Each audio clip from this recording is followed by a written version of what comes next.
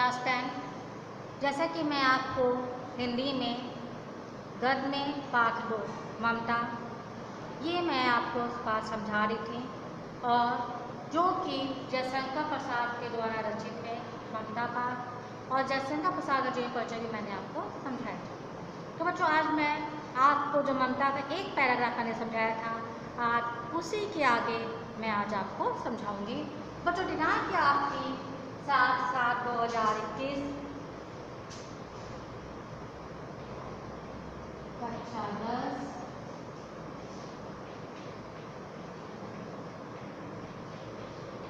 विषय है आपका हिंदी। आपका जो गद्य है गद्य में पाठ 2 ममता और जो पीढ़ी है आपकी पीढ़ी यानी कि आपका जो पीरियड है जो वीडियो है आपका वो वीडियो आपका 21 है। तो बच्चों जो पैराग्राफ मैंने कल समझाया था उसके आगे मैं आपको बताने जा रही हूँ कि एक पहर बीत जाने पर वह ममता के पास आए। कौन आए? रोहतास दुर्ग के मंत्री चूड़ामणि। उस समय उसके पीछे 10 सेवक चांदी के बड़े थालों में कुछ लिए खड़े थे। कितने ही मनुष्यों के पद शब्द सुनकर ममता ने घूमकर देखा। मंत्री ने सब थालों को रखने का संकेत किया। अनुचर थाल रखकर चले। ममता ने पूछा, ये क्या है पिताजी? तेरे लिए बेटे उपहार है, कहकर चूड़ामणि ने उनका आवरण उलट दिया। स्वर्ण का पीलापन उन सुनहली संध्या में विकीर्ण होने लगा। ममता चौंक उठी। ममता क्या हुआ? ममता उसको देखकर चौंक उठी। इतना स्वर्ण ये कहाँ से आया? चुप रहो ममता, ये तुम्हारे लिए है। तो क्या आपने मलेच्छ का उत्कोच स्वीकार कर लिया? पिताजी ये अनर्थ है। अर्थ नहीं, लौटा दीजिए पिताजी। हम लोग ब्राह्मण हैं, इतना सोना लेकर क्या करेंगे? इस पतनोन्मुख प्राचीन सामंत वंश का अंत समीप है बेटी। किसी भी दिन शेरशाह रोहतास पर अधिकार कर सकता है। उस दिन मंत्रित्व ना रहेगा तब के लिए बेटी। यानी कहने के आप कहते हैं कि जो रोहतास दुर्गपति का जो मंत्री चूड़ामणि था वह अपने 10 सेवकों के साथ चांदी के बड़े थाल लिए हुए कमरे में महल में प्रवेश करता है और जब सेवकों को वो थाल रखकर जाने के लिए कहता है तो उसकी बेटी पूछती है कि ये सब क्या है? तो चूड़ामणि कहता है कि ये बेटी सब उपहार है, ये सब तुम्हारे लिए। जब वह ऊपर से उसका आवरण उलट मतलब उसके जो आवरण रखकर ढका होता है वो जब उसे उतारती है देखती है कि जो सभी थाल थे वो सोने चांदी से भरे पड़े थे। तो ममता चौंक कर कहती है कि ये सब कहाँ से आए? तो चूड़ामणि कहता है कि बेटी चुप रहो, ये सब तुम्हारे लिए है। तो ममता कहती है कि पिताजी इन सब को आप लौटा दीजिए। हम लोग ब्राह्मण हैं, हम लोगों के लिए इतने सोना लेकर हम लोग क्या करेंगे? यानी इतने सोने की हम लोगों के लिए क्या आवश्यकता है?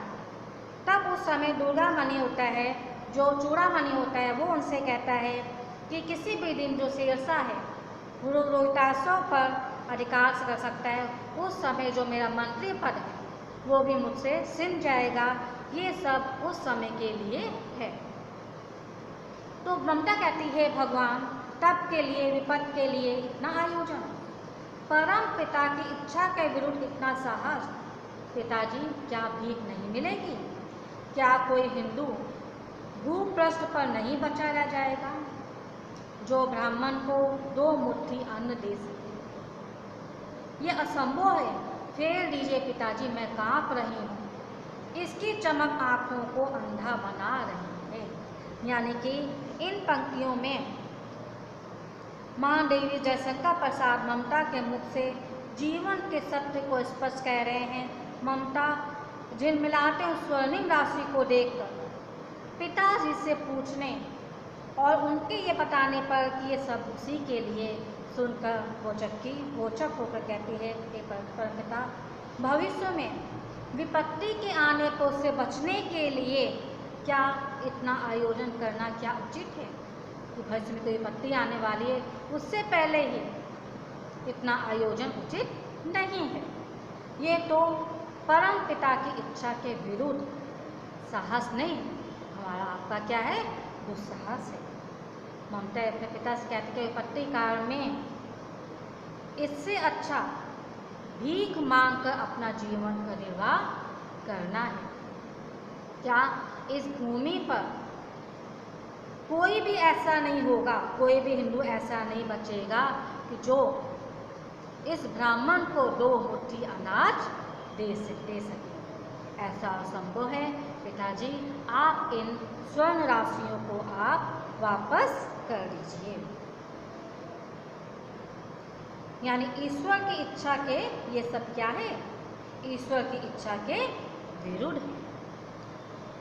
मूर्ख है कहकर चूड़ामणि चले गए। चूड़ामणि अपनी बेटी को मूर्ख कहकर चले जाते हैं। दूसरे दिन सब डोलियों का तांता भीतर आ रहा था। ब्राह्मण मंत्री चूड़ामणि का हृदय धक धक करने लगा। वह अपने को रोक न सका।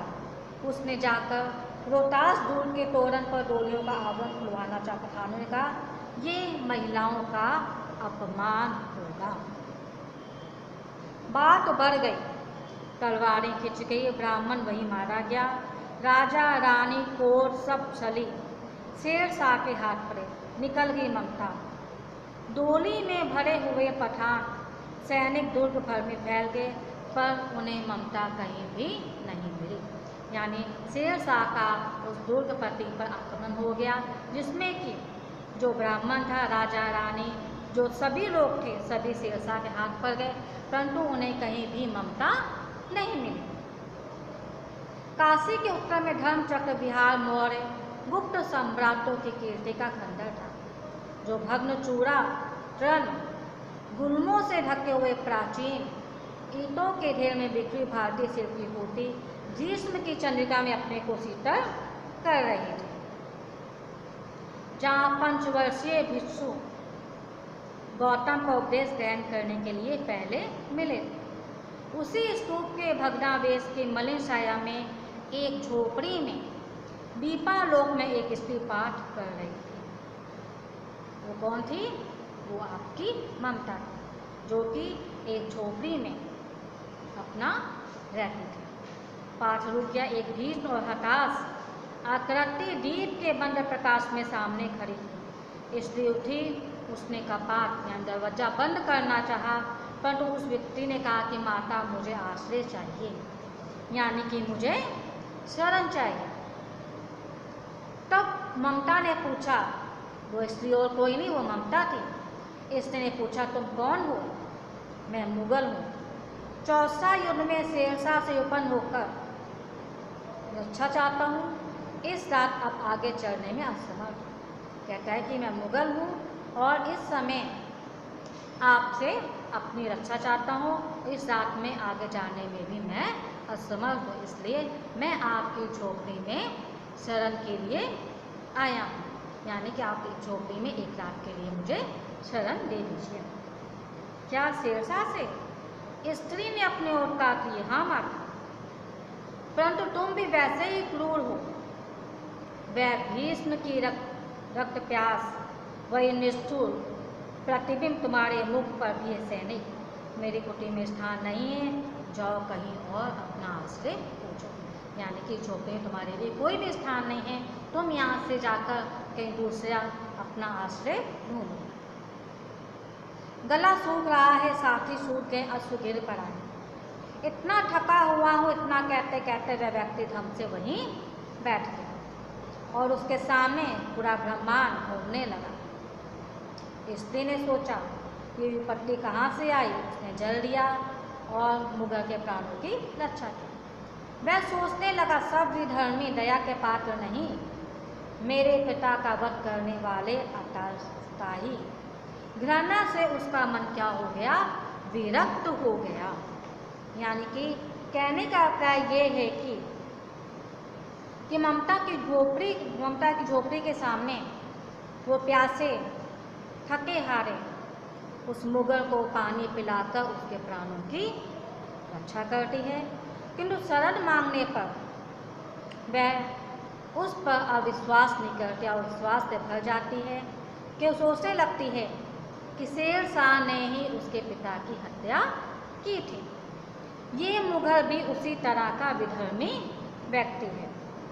धर्म में विभिन्नता के बावजूद भी हर व्यक्ति दया का पात्र होता है, किंतु जो विधर्मी लोग होते हैं, धर्म के विरुद्ध कार्य करने वाले होते हैं, वह दया के पात्र नहीं हो सकते, क्योंकि वह धर्मों के अनुयायी स्वभावतः क्रूर होते हैं। जैसे उसके पिता का हत्यारा विधर्मी शेरशाह था। ये सोचते हुए ममता का जो मन था वो घृणा से भर गया। स्वस्थ होकर मुगल हो गया। कुछ समय बाद जब मुगल स्वस्थ हो गया तो उसने कहा तो माता तो फिर मैं चला जाऊँ। फिर विचार कर रही थी मैं ब्राह्मणी हूँ, मुझे तो अपने धर्म अतिथि देवी की उपासना का पालन करना चाहिए। यानी मुझे तो अतिथि है, उनकी जो अतिथि देव है उनकी उपासना करनी चाहिए, यानी उपासना का पालन करना चाहिए। परंतु यहाँ नहीं सब विधर्मी दया के पात्र नहीं होते, परंतु ये दया तो नहीं, कर्तव्य करना है तब।